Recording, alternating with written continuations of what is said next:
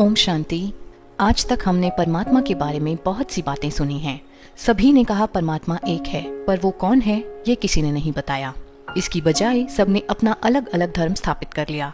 तो आज हम इस बात से पर्दा उठाएंगे कि परमात्मा है कौन। सभी धर्म पिताओं ने एक एक करके क्या कहा, अब जरा इस बात पर गौर फरमाइए। क्राइस्ट ने कहा गॉड इज लाइट, यानी ईश्वर प्रकाश है, और इशारा ऊपर की ओर किया। गुरु नानक देव जी ने कहा एक ओंकार निराकार, और ईश्वर को अकाल मूर्त बताया है, अर्थात परमात्मा निराकार है और ज्योति स्वरूप है। उन्होंने भी इशारा ऊपर की ओर किया। इस्लाम धर्म में भी कहा गया है नूरे इलाही, अर्थात अल्लाह नूर है, यानी कि भगवान प्रकाश स्वरूप है, और इबादत में हाथ भी ऊपर का इशारा करते हैं। यहाँ तक कि गौतम बुद्ध और महावीर स्वामी ने भी प्रकाश को ही परम माना है। अब जरा ध्यान दें, किसी भी धर्म पिता ने ये नहीं कहा कि मैं ही ईश्वर हूँ। सब ने अपने से ऊपर एक दिव्य शक्ति की ओर इशारा किया है। सभी धर्म पिताओं ने एक बहुत ही अच्छा और सच्चा संदेश दिया था, पर हम मनुष्यों ने उस संदेश को न सुनकर उस ईश्वर को भूल गए जिसकी ओर इशारा किया गया था, और धर्म पिताओं से ही जुड़ गए। अब जरा एक नजर हिंदू धर्म की ओर भी करते हैं। भारत के चारों ओर 12 ज्योतिर्लिंगम की स्थापना की गई है। ज्योतिर्लिंग अर्थात प्रकाश का स्वरूप। हिंदू धर्म के अनुसार कोई भी मंदिर शिवलिंग की स्थापना के बिना पूरा नहीं माना जाता। हर मंदिर में सभी देवी देवताओं की मूर्तियां हो यह जरूरी नहीं, पर शिवलिंग ना हो ये हो नहीं सकता। रामेश्वरम में श्री राम को शिवलिंग की उपासना करते दर्शाया गया है। गोपेश्वरम में श्री कृष्ण को भी शिवलिंग की उपासना करते दिखाया गया है।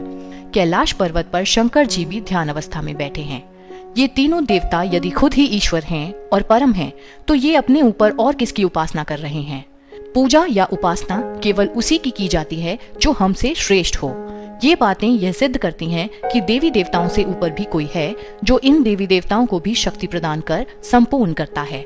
जैसे कि यदि आप देखें तो माँ सरस्वती को विद्या एवं संगीत की देवी बताया जाता है, माँ लक्ष्मी को धन की देवी बताया जाता है। इसी प्रकार श्री गणेश को विघ्न विनाशक कहा जाता है और हनुमान जी को महावीर कहा जाता है।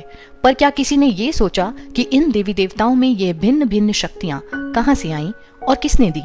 अंग्रेजी में एक कहावत है, everyone remembers the king but no one remembers the king maker, यानी कि राजा को सब याद रखते हैं, पर राजा को जिसने बनाया उसे कोई याद नहीं रखता।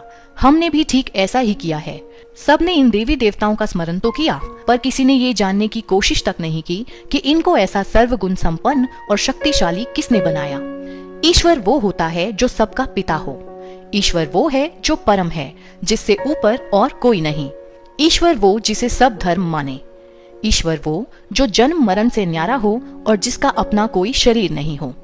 अब दोबारा सोचिए, जिन जिन देवी देवताओं का या धर्म पिताओं का अब तक हमने जिक्र किया, क्या उन सभी पर ये सारी बातें लागू होती हैं? तो आप पाएंगे कि सभी का अपना अपना शरीर भी है।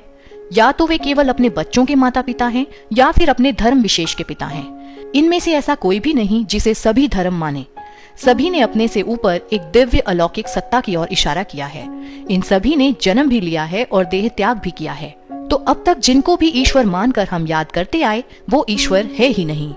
ईश्वर अर्थात निराकार परम पिता शिव परमात्मा, जो एक ज्योति बिंदु है, ऊंचे से ऊंचे धाम परम धाम का रहने वाला है, जिनका हम मनुष्यों के मुआफिक शरीर ही नहीं है, जो जन्म मरण से न्यारे हैं और कालों के काल महाकाल है।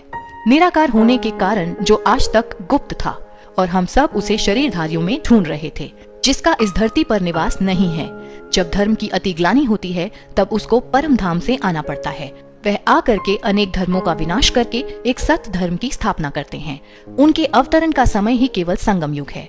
अपना शरीर न होने के कारण वह पर काया प्रवेश करते हैं, अर्थात ब्रह्मा तन का आधार लेकर ज्ञान सुनाते हैं, जिसके बाद कलयुग का अंत होता है और सतयुग की आदि होती है।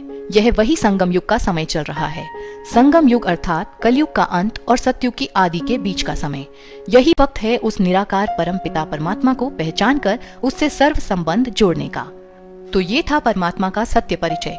राजयोग 7 डेज कोर्स करने के लिए आप अपने नजदीकी ब्रह्मा कुमारी सेवा केंद्र से भी संपर्क कर सकते हैं। हम जल्द ही राजयोग के अगले पाठ के साथ आपके समक्ष फिर हाजिर होंगे। तब तक के लिए जुड़े रहें हमारे साथ। ओम शांति।